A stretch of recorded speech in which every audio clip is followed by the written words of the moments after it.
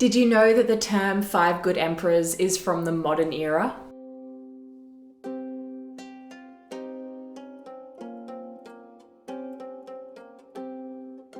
Hello and welcome to World History Encyclopedia. My name is Kelly and today's video is all about the 5 emperors of the Roman Empire that are collectively known as the Good Emperors. World History Encyclopedia is a non-profit organisation and you can find us on Patreon, a brilliant site where you can support our work and receive exclusive benefits in return. Your support helps us create videos twice a week, so make sure to check it out via the pop-up in the top corner of the screen or via the Patreon link down below. The 5 good emperors of the Roman Empire were Nerva, Trajan, Hadrian, Antoninus Pius, and Marcus Aurelius. The term 5 good emperors was never applied to these men by ancient Roman historians, but was coined by the Italian philosopher, diplomat, and writer Niccolo Machiavelli, who is most famous for his work titled The Prince.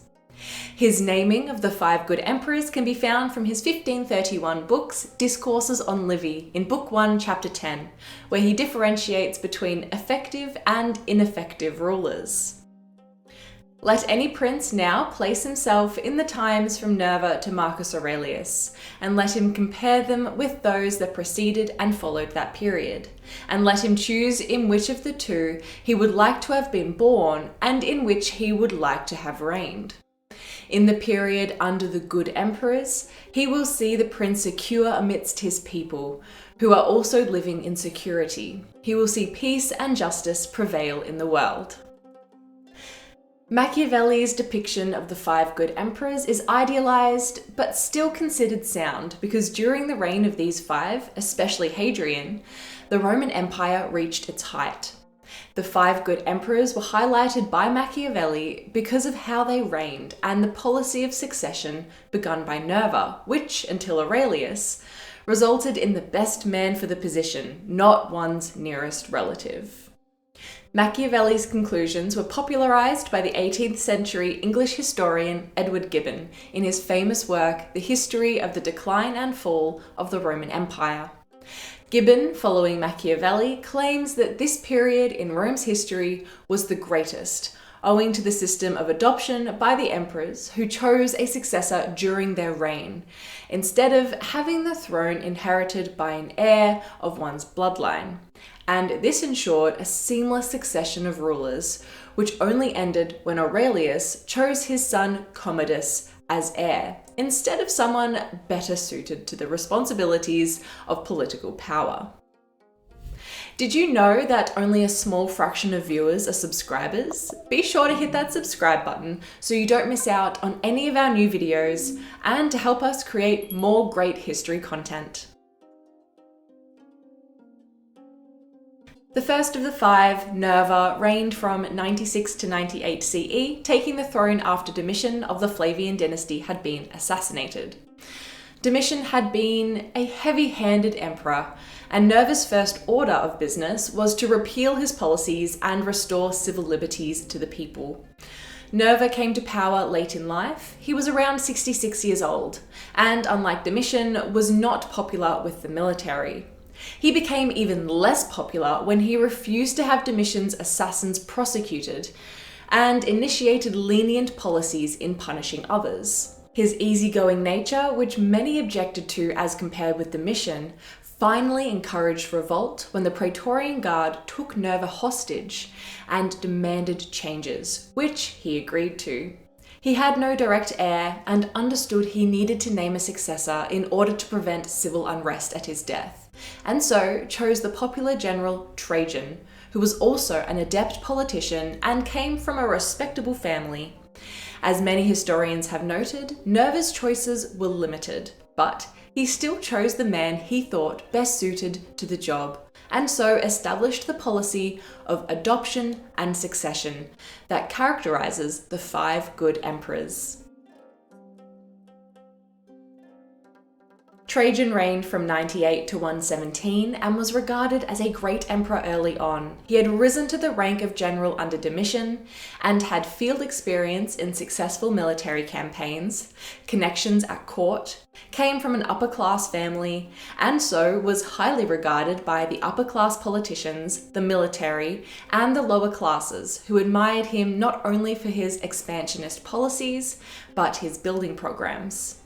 During his reign, Trajan enriched Rome through military campaigns, notably taking the wealthy kingdom of Nabatea and erecting some of the most famous structures in the history of the empire, including Trajan's Bridge at the iron gates of the Danube River, so well built that the bases of the pylons still existed in the 20th century and some still do today.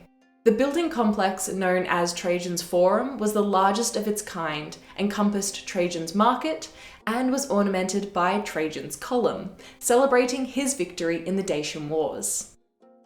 He chose his cousin Hadrian, who was supported by the military as he had been as successor. Though, according to historian Cassius Dio, it was Trajan's wife Plotina who ensured Hadrian's succession, as she had always favoured him.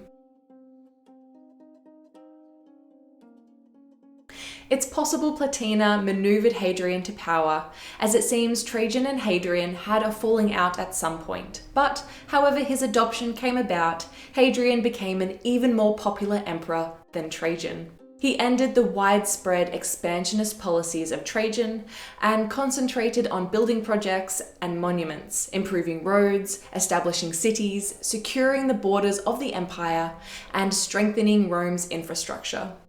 He spent 12 of his 21 years as emperor travelling outside of Rome, but still remained popular with the people, who had condemned earlier emperors for much briefer absences.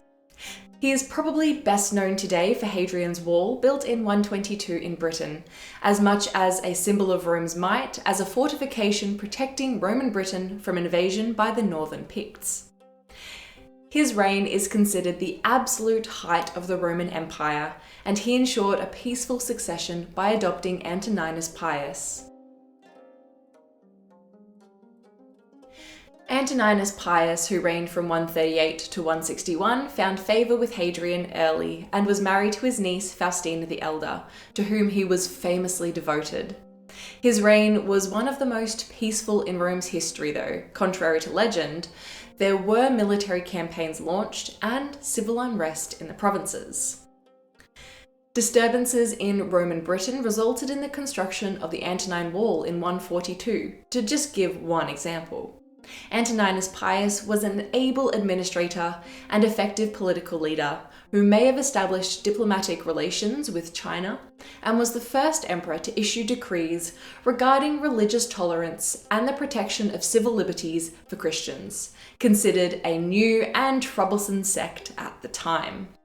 He chose Marcus Aurelius, his wife's nephew, and Lucius Verus, son of Lucius Aelius, Hadrian's adopted son who died before Hadrian, as his successors. Marcus Aurelius reigned from 161 to 180 and Lucius Verus between 161 and 169, and the two were almost complete opposites in character. Aurelius was a very serious student of Stoic philosophy and maintained a rigid personal discipline, while Verus was more extravagant, loved luxury, and was famous for throwing expensive parties. Verus died of the plague on campaign in 169, and Aurelius reigned alone afterwards until 177, when he named his son Commodus as co-emperor. Aside from his depiction in the popular film Gladiator, he is best known today for his journal, published under the title Meditations, on proper behaviour according to Stoic principles. During his reign, he continued Antoninus Pius's edicts, protecting Christians and encouraging religious tolerance, and concentrated on improving the lives of his people, but at the same time had to contend with an outbreak of plague, floods, famine, and wars with the Parthians and Germanic tribes along the Danube.